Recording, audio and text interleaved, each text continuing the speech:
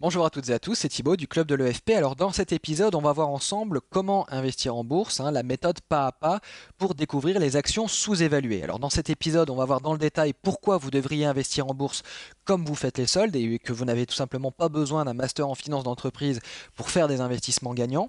Vous verrez que la plupart des investisseurs investissent dans les actions à la mode, alors que malheureusement pour eux, ces actions sont la plupart du temps surévaluées.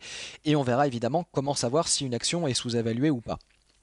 Deuxièmement, on verra également les 5 principes que vous devez connaître sur le bout des doigts avant d'investir votre argent en bourse. Il s'agit de la seule philosophie d'investissement qui a traversé les âges et dont les principes sont encore vrais aujourd'hui. On verra que c'est une philosophie d'investissement qui est assez vieille puisqu'elle date du début du XXe siècle, voire de la fin du XIXe siècle. Et vous verrez qu'elle est toujours d'actualité puisque les principes de cette philosophie d'investissement sont sains et tout simplement de bon sens. Et vous verrez que c'est les principes qui marchent le mieux, surtout en ce qui concerne l'investissement boursier. Alors, on verra également ensemble la méthode pas à pas pour trouver les actions gagnantes délaissées par la majorité des investisseurs, alors que certaines ont des potentiels de hausse à 2 chiffres. Vous verrez qu'il faut un peu de temps au début pour mettre en route la machine, mais qu'une fois que c'est fait, vous verrez que le suivi régulier est très court parce que ça ne demande pas plus de 10 minutes par semaine, voire par mois, et que ça n'a rien à voir, en plus de ça, c'est assez simple, puisque ça n'a rien à voir avec les cours d'évaluation d'entreprise qui sont enseignés dans les écoles de commerce, et qui sont pour la plupart des cours qui sont basés un peu sur le doigt mouillé.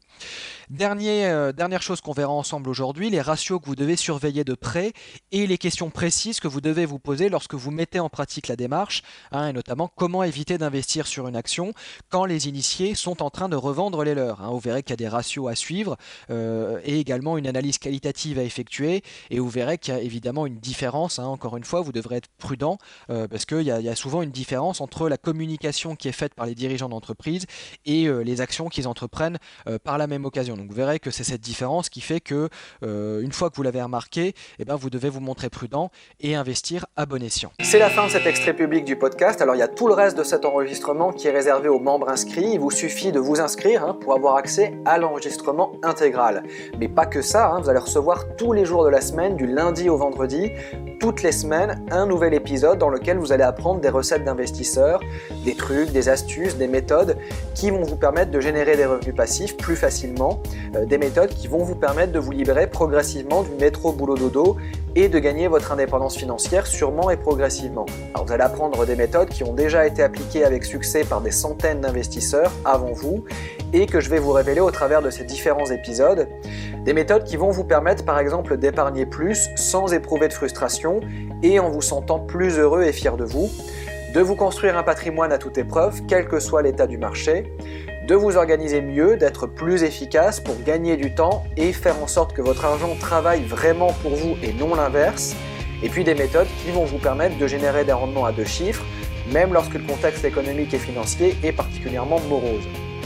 Vous allez apprendre également à investir en faisant en sorte de ne pas perdre d'argent, et vous allez voir qu'avec un peu de méthode, c'est possible et même très facile, que ce soit d'ailleurs en bourse, dans l'immobilier ou même dans les matières premières. Vous allez apprendre à gérer vos investissements comme les pros qui réussissent, c'est-à-dire en ne suivant pas des conseils désuets du type investissez sur le long terme, constituez-vous un portefeuille diversifié et achetez des actions, des obligations et des fonds communs de placement. Et puis surtout, vous verrez que pour gagner votre indépendance financière, vous ne devez surtout pas gérer vos investissements comme le font la plupart des gens qui suivent les conseils des gourous de la finance. Alors peut-être que vous gérez déjà vous-même vos investissements, peut-être que vous avez préféré faire confiance aveuglément à votre conseiller financier parce que vous ne compreniez pas bien le produit qu'il essayait de vous vendre. Alors c'est le moment d'aller plus loin, de passer à l'échelon supérieur. Vous allez recevoir tous les jours de la semaine un enregistrement audio.